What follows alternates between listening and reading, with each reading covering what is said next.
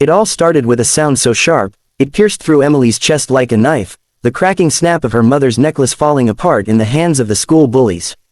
The necklace wasn't just jewelry. It was the last piece of her mom she had left. Her mother had passed away just 6 months earlier after a long battle with cancer, and Emily clung to that necklace like it was oxygen. Every time she held it, she could still hear her mom's soft voice, reminding her to be brave, no matter what. But now, in a matter of seconds, the bullies had crushed it, laughing as tiny pearls scattered across the schoolyard.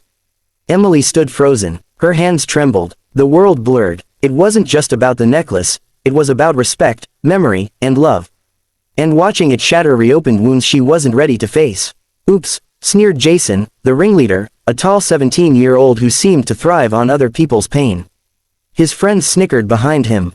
Guess mommy's gone forever now, huh? Something inside Emily broke at that moment. She wasn't just a quiet, grieving girl.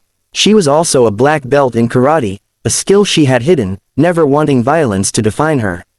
Her mother had taught her discipline, control, and how to use her strength only when absolutely necessary. But this was necessary. Emily clenched her fists, her heart racing. Her mind screamed, "Don't do it." Mom wouldn't want revenge, yet her chest burned with a fire too big to contain. Jason reached down, stepped on one of the scattered pearls, and ground it beneath his sneaker. That was it. Dash dash dash. Emily's body moved on instinct. One swift motion, a controlled roundhouse kick, and Jason staggered back, his arrogance replaced with shock. His friends lunged forward, but Emily was faster. A block, a strike, a twist of the wrist, one by one, they fell, clutching bruised arms and ribs. Gasps echoed around the courtyard. Other students stopped to watch, their jaws dropping as Emily, a girl they'd seen cry alone in the library more times than they could count, defended herself with strength no one imagined she had.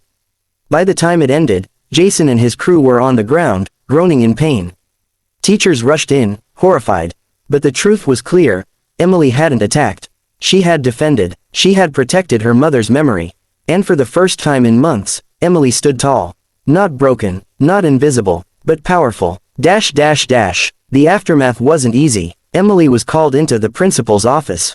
She explained everything, how the bullies had mocked her, how they had destroyed the only keepsake of her late mother. The principal, usually stern, softened. Even he couldn't hide the sadness in his eyes as he looked at the broken necklace.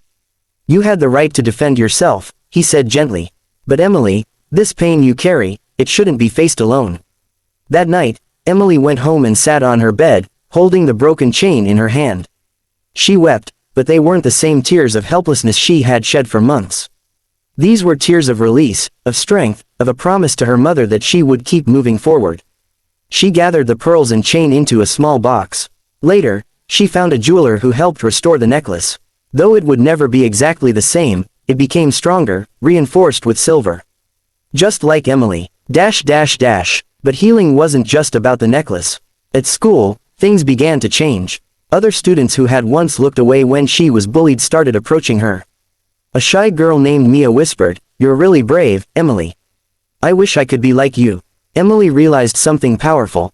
Her strength wasn't only for herself, it could inspire others.